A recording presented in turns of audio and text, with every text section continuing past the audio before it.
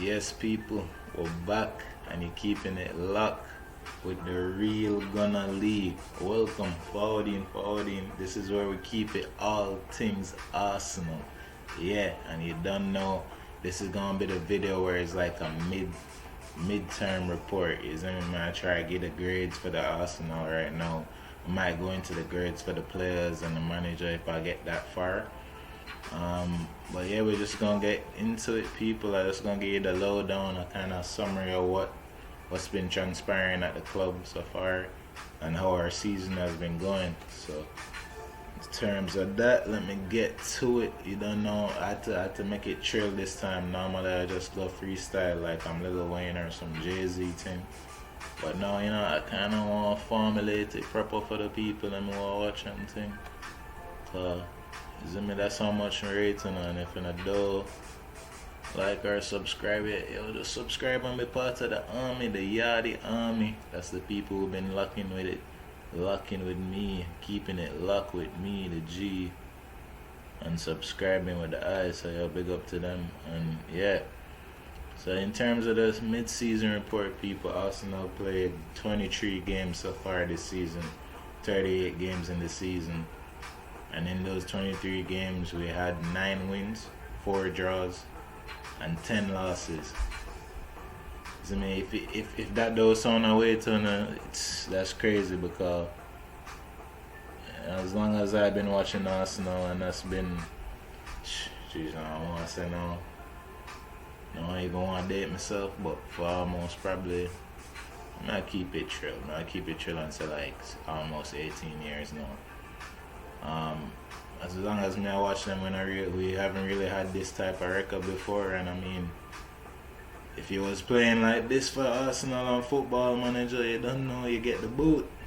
You know what I'm saying? You get the boot, you get fired, you get run out of the places, but I think new manager, Arteta at the helm, winning the FA Cup, definitely buying him some time.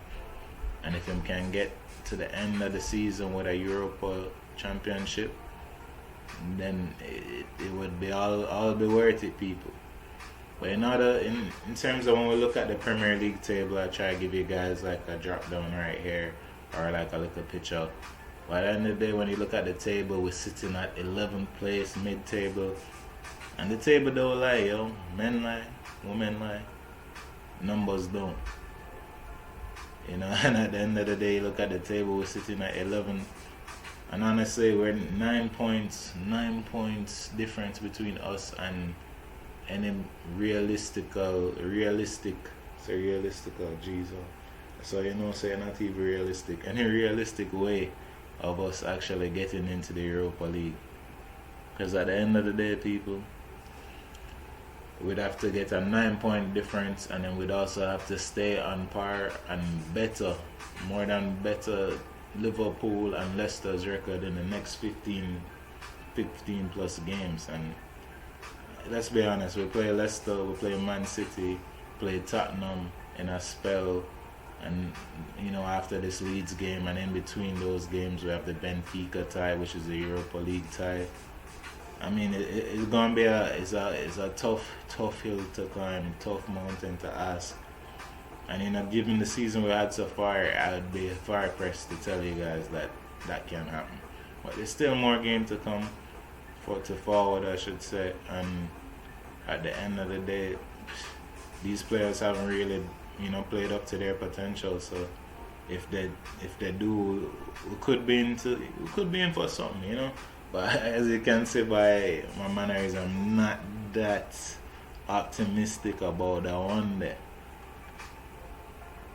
You see me? But as I was saying, looking at the season so far, I didn't feel this bad until I actually look at the record and look at the standings in the Premier League. Because the Europa League has kind of been glossing over how well, we've been, consistently as a team. And that's been my mainstay, is that the team lack consistency, people. We lack players that do whatever they're supposed to do at a great rate consistently. Like, I'll go to like David Luiz in defense. For me, David Luiz, when he's been put in, he's been decent, but he's decent. And then in a given day, he'll give you put himself in a position for a red card. Not to say that the last game that he played against Wolves should have been a red card, but or whatever. But at the end of the day, you put yourself in these positions, and we have players that constantly do that to themselves, and these are the people we're putting out. There's not much we can ask for. If it was a Gabriel who was doing this, a younger defender, I could say, yo, maybe him can learn from that, or something. But at the end of the day, this is the card that we've been drawing ourselves. And when I look at the table, the only realistically the only good wins that we've had in that bunch that I mentioned before, and I'm saying it again, 23 games played, only 15 left to go. We only have 9 wins, not even double-digit wins, people. It's not even supposed to be a bad video, but you can see right now it's a rock on me.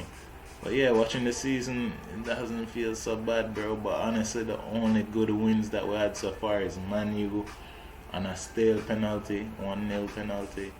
Chelsea was actually possibly one of the better performances we had. But I guess the Newcastle performance in there, that 4-0. And then with Chelsea was a 3-1. And for me, Chelsea was just on the start of Lampard exit.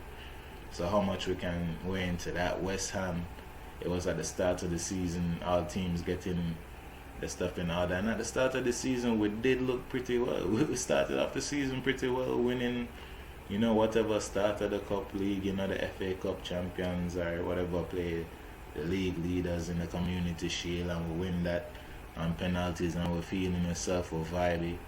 But then after that, it's like our defensive shape kept on coming and going because, as I said, we have people in defense like Bellerin and David Luiz who aren't consistent. And if you're not consistent, you're possibly just not that good enough. That people will have said. Numerous people will say about Rob Holding. You know what I mean? So at the end of the day, the only real serviceable person in the defense that you can say, should be in this team day in, day out, which you should have 11 people at least. Or at least 6 people in the squad who say, no matter what, this guy, based on performance, and can be in the squad. But for us, the team is too volatile, Just guys either just not showing up enough, or we just have to rely on the youngsters too much. So in a season where the only noticeable wins is Man U, Chelsea, West Ham, and then the other wins are just more relegation candidates, there really hasn't been that much to speak about in terms of, to give us any vibes. I mean, at the end of the day, we lose to Southampton by fielding a questionable side, a weakened side in the FA Cup, when the FA Cup could have been an avenue for us to get Europe. But that's how we got into the Europa this year. We never finished top 6 last year. A lot of people I forget. Like, I think we're just getting used to this middle table foddery. So at the end of the people is like, I'm gonna get vexed so I met this video. But at the end of the day, if I was supposed to give us a grade as a collective, it's definitely expectations were at least Europa, and right now we'd be surprised if we could even get that. If we could even get to the Europa League final, I doubt it. Right now is highly doubtful. But I mean, there is positives. We brought in Odegaard. Saka has been playing well. Tierney looks like he's set to be healthy again. And so we can see ways and avenues of us, coming better. But same old thing is there. Willian hasn't really looked good at all since his first game. I mean, Partey, I understand. We have to also look at the Arsenal hierarchy. And in terms of hierarchy, I mean more the technical staff and training staff. Because why is it that Partey, a man who has never been injured before, since he's been at Arsenal and can't finish a full game, and him always injured, can't play back-to-back games? So, I mean, at full strength as a team, I'm going to give the team a C-, because we're definitely below par, below expectations, and even below like a questionable bad season. This is just, not the best, and there's good things to look for. As I said, we have Odegaard coming in, and Saka, playing well, and we have yet to see Abba really step it up and be the Abba that he's been for the past few years, which I do think there's still that player in there with that killer instinct. But we as a team need to work on our offensive game. You know, our offensive game is lacking in terms of creating Giltel's chances. It was that before at the start of the season. We couldn't create enough chances, and that's why you heard the call of Ozil and all of that. All of that is done, cause you know we got the deadwood, as them wanna call it, the people them we now not use. We got them out of the team. But even without them, we're still seeing times where we even have an Odegaard and a Smith Rowe in that position, and we're still not creating enough chances. Or when we're creating it, we're not putting it away. And we need more of that, people. We've become a better defensive team under Arteta, under where we were before with Emery. 100% give him that. But in terms of our transition as an offense and getting these goals and just securing the bag, it hasn't been there. So for this season so far, the midterm report is a C minus for the Arsenal. They're gonna need a A plus, A plus plus plus type display in the next 15 plus games if we're supposed to get anywhere at the end of the day. And I don't want to cut this video too long. I'll probably give you like I won't even give you guys the player reports. I just want all the players to do better. Guys like Saka, Smith Rowe, we just want them to keep on, being that youthful exuberance that we need in this team. People like Willian, Pepe's been picking it up well now, but people like Willian need to start putting in them work. Laka is try to like put up the, keep the load, because since Oba has been slacking so far, and I think Cedric actually, it's not been bad, and I think it's up to Arteta to give Cedric that right back spot since Tierney is back, and let's see what he can do in that position, because I think he does give enough quality there. Not to knock Bellerin's also, you done long time servant of the club. Can't deny you that. But passion alone can't do it. Is it me? Passion alone can't do it. We need players here who love the team but also who want to play ball. Is it me? And who have the quality to play ball. So people, you know what it is. We have a game against Leeds forward in this next week, so I'll give you guys a preview of that Leeds game. Leeds is an attacking team and they want to go all out, so I want to go all out with them too. We have big guns in Aubameyang. It's gonna be him like second game back, kind of getting foot on them. And let's get at them people, like some Martinelli. Haven't been in the squad for a while. I want to see us like start. Martinelli is that spot. We need that pressing intensity. I need to see more of that. Hopefully Partey is there, and if Partey isn't there, let's see something from Ceballos. We have this guy as a loan, and him looking like Denis Suarez from the other year. Can't see him again. Can't see him in the team. So yeah, people, you don't know. If you like the video, if you're here so far, you might as well like it, share it, tell your brother, tell your friend. Keep it all things Arsenal.